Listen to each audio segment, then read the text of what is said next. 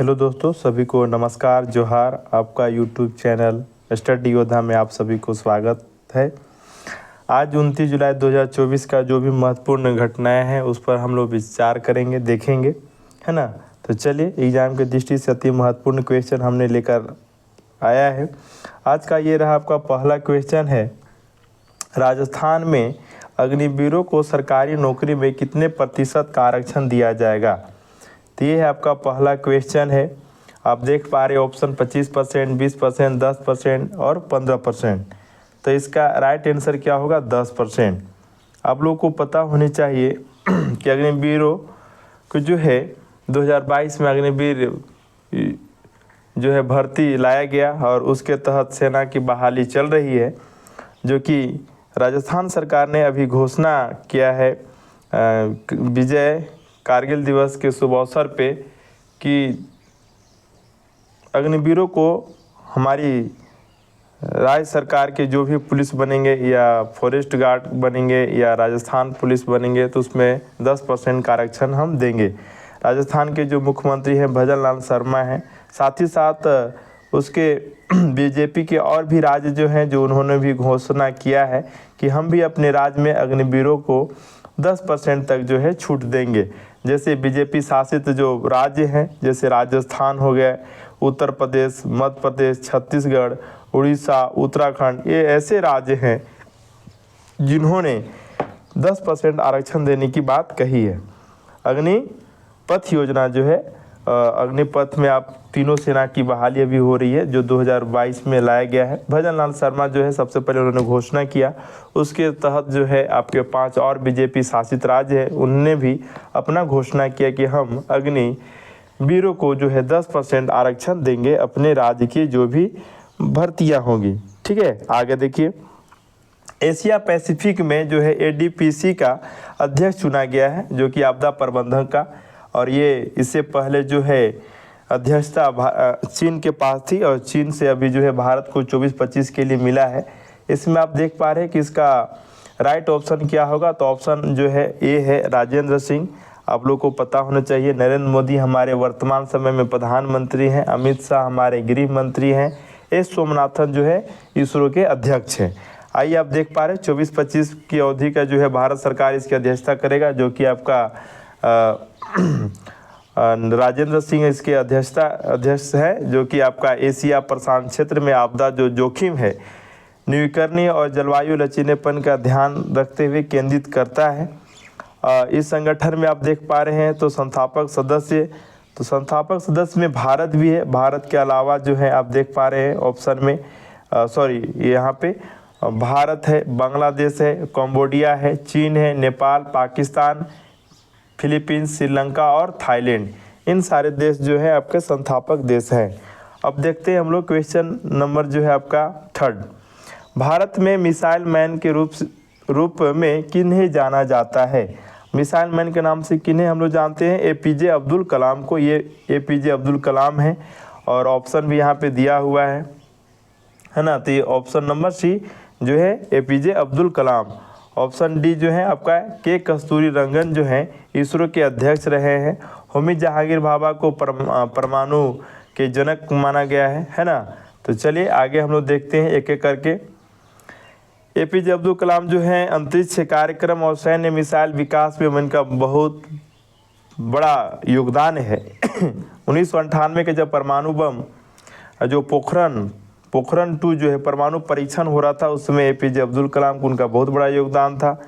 विक्रम अम्बाला साराभाई जो है भारतीय भौतिक विज्ञान और खगोलीय शास्त्र भी थे। उन्होंने भारत में जो है परमाणु ऊर्जा को विकास करने में उन्होंने का बहुत बड़ा मदद इन्होंने किया है, इसीलिए इन्हें भारतीय अंतरिक्ष कार्यक्रम का जनक कहा जाता है। क्या कहा जाता है विक्रम जी को, ये कहा जाता है भारतीय अंतरिक्ष, है ना, भारतीय अंतरिक्ष कार्यक्रम का जनक।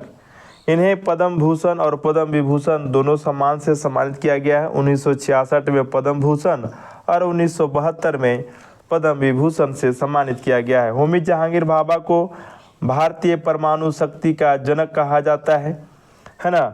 और ये एक इनका जन्म स्थान मुंबई है। एक बहुत धनी परिवार में जन्म लिए थे जो कि 1927 में इंग्लैंड कैम्ब्रिज यूनिवर्सिटी में अपना तैयारी करने पढ़ाई करने के लिए चले गए थे। कस्तूरी जी आपका 1994 से 3 तक जो है भारतीय अंतरिक्ष अनुसंधान संगठन का नेतृत्व किया, अध्यक्षता भी इन्होंने किया।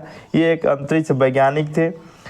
क्वेश्चन नंबर आप देख पा रहे हैं ये है 4 क्या कहता है कि 31 मार्च 2027 तक पूरे देश में कितने प्रधानमंत्री भारतीय जन औषधि केंद्र खोले जाएंगे। तो औषधि केंद्र खोले कितने जाएंगे 27 तक, तो ऑप्शन नंबर आपका सी है 25,000।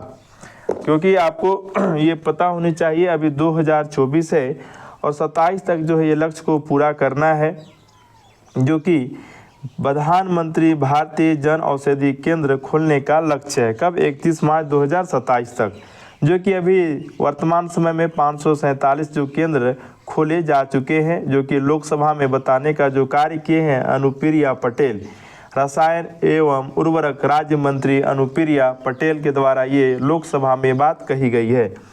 आज का क्वेश्चन जो है आपका 5 आप देख पा रहे हैं स्क्रीन पे। हाल ही में जारी वैश्विक पासपोर्ट सूचकांक में भारत का रैंक क्या है? ऑप्शन ए 81वां, ऑप्शन बी 82वां, ऑप्शन सी 83वां और ऑप्शन डी 84वां। तो ये आपका ऑप्शन क्या होगा? बी होगा आपका 82 82, है ना 82। क्योंकि भारत का जो रैंक मिला है 195 देशों में से, कितने टोटल देश थे इसमें? ये हेलने रिपोर्ट जारी करती है, जो कि इंग्लैंड की एक संस्था है। ये देख पा रहे हैं यूके के हेलने पासपोर्ट इंडेक्स ये रैंक जारी करती है और ये साल में 4 बार क्वार्टरली जारी करती है, 4 महीने पे। 195 में से भारत का जो रैंक मिला है 82वां रैंक मिला है। भारतीय अगर आप भारतीय नागरिक हैं तो आपको जो है वीज़ा मुक्त यात्रा करने का, आपके पास भारत का पासपोर्ट हो तो वीज़ा मुक्त यात्रा करने का जो है 58 देश में परमिशन है। यानी कि हमारी पासपोर्ट का जो है जो वैल्यू है ये 58 देशों में आप फ्री वीज़ा के आप घूम सकते हैं। अगर इसी तरह से अगर आप देखा जाए तो रैंक 1 में सिंगापुर है, जर्मनी है, स्विट्ज़रलैंड है। ये सारे कंट्री जो हैं ये सबसे ज़्यादा देशों में घूम सकते हैं और ये नंबर 1 कंट्रियां हैं जिन्हें ये वीज़ा मुक्त आप दुनिया का भ्रमण कर सकते हैं, सीधी सी बात अगर कहा जाए तो। आइए हम लोग देखते हैं क्वेश्चन नंबर ये है आपका 6 क्या कहता है कि दक्षिण अफ्रीका में नेल्सन मंडेला मुक्ति संग्राम से जुड़े ऐतिहासिक स्थलों को यूनेस्को की विश्व धरोहर सूची में किसने शामिल किया है? तो आप देख पा रहे हैं ऑप्शन नंबर सी विश्व धरोहर समिति के द्वारा यूनेस्को में शामिल किया गया है। यूनेस्को का काम है प्राचीन स्मारकों को बचाना, सुरक्षित रखना, ताकि भावी पीढ़ी आए और उससे ज्ञान वर्धन हो, सीखे, है ना, अपनी समझ को विकसित कर सके, देखने का मौका मिले।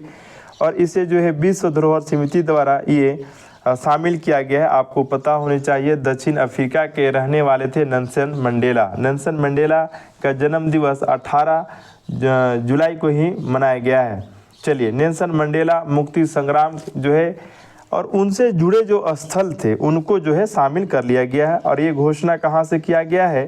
तो ये भी याद रखना है, ये दिल्ली से। कहाँ से दोस्त? तो दिल्ली से, क्योंकि भारत सरकार जो है भारत में पहली बार इसकी बैठक हुई थी और ये घोषणा भारत से हुई है। कहाँ से हुई है? भारत से हुई है।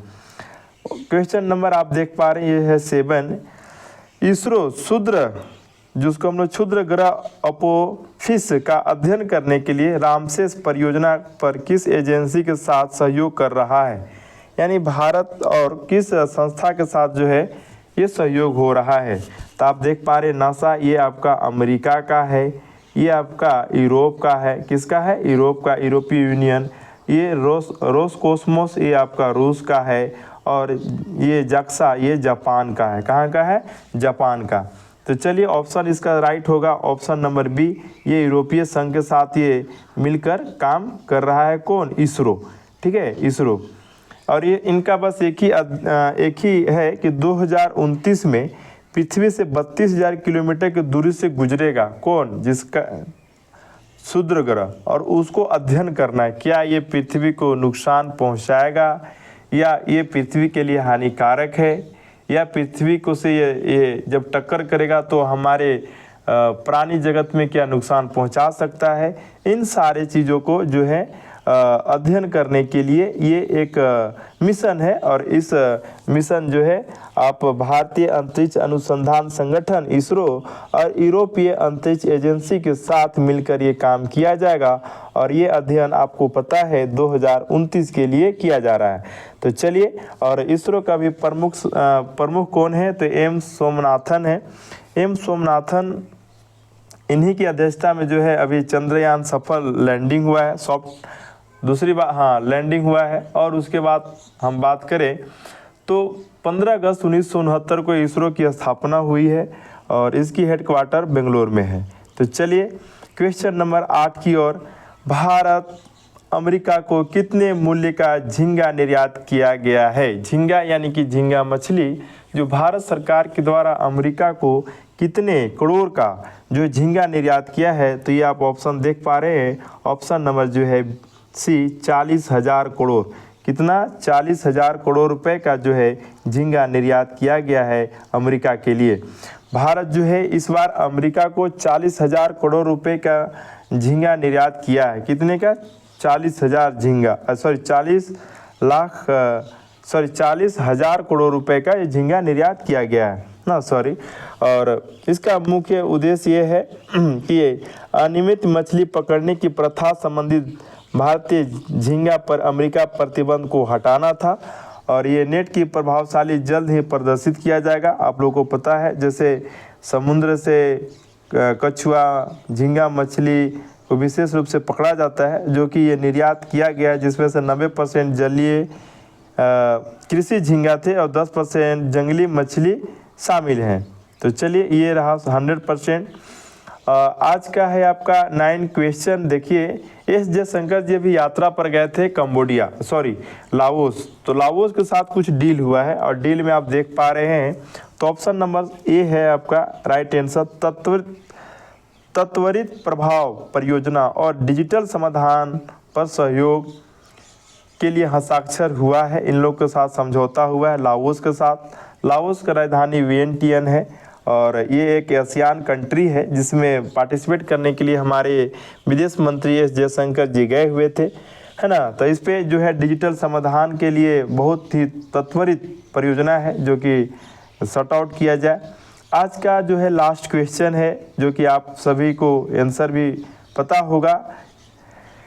किस तारीख को केंद्रीय रिजर्व पुलिस बल CRPF का 50वां स्थापना दिवस के रूप में मनाया गया? आप देख पा रहे हैं 24 जुलाई या 25 जुलाई, 26 जुलाई, 27 जुलाई या 28 जुलाई। तो इसका राइट आंसर क्या होगा? 27 जुलाई। 27 जुलाई को क्या हुआ था? तो CRPF की स्थापना हुआ था। और ये है कौन सा? तो ये एडिशन है आपका 82। कौन सा एडिशन है? 82, है ना। तो चलिए 27 जुलाई 2024 को केंद्रीय रिजर्व बल CRPF का 83वां स्थापना दिवस मनाया गया। सॉरी 83वां ना, 82वां हमने फोटो में लगा दिया है, लेकिन ये 83वां दिवस मनाया गया है। भारत का सबसे बड़ा केंद्रीय सशस्त्र पुलिस बल CRPF आज ही के दिन 1939 में अस्तित्व में आया था। यानी आपसे पूछे कि इसकी स्थापना कब हुई थी, तो अंग्रेज के समय में हुआ था जो कि 1939 में, और तारीख था 27 जुलाई 1939 को भारत में जो है CRPF की स्थापना हुई थी। और जो है भारत की स्वतंत्रता के बाद जो है 28 दिसंबर 1949 से को CRPF अधिनियम के साथ CRPF को इसका नाम दिया गया, है ना। और ये आप लोग को पता होनी चाहिए किस मंत्रालय के अंतर्गत काम करती है, तो ये गृह मंत्रालय के अंतर्गत CRPF काम करती है। क्वेश्चन ऑफ द डे, यानी कि ये इसका उत्तर आप सभी को कमेंट बॉक्स में बताना है। इसका राइट आंसर क्या होगा? कारगिल विजय दिवस कब मनाया जाता है? 26 जुलाई को, 27 जुलाई को, 25 जुलाई को या 30 जुलाई को? इसका राइट उत्तर आप सभी कमेंट बॉक्स में अवश्य करें। आप जितना जानते हैं उतना ज़रूर लिखें और जो चीज़ें आप लिखेंगे वो आपको अवश्य याद हो जाएगा। तो चलिए आज की क्लास को हम यहीं पे समाप्त करते हैं। धन्यवाद। फिर हम मिलते हैं नेक्स्ट क्लास में। तब तक के लिए बाय, टेक केयर।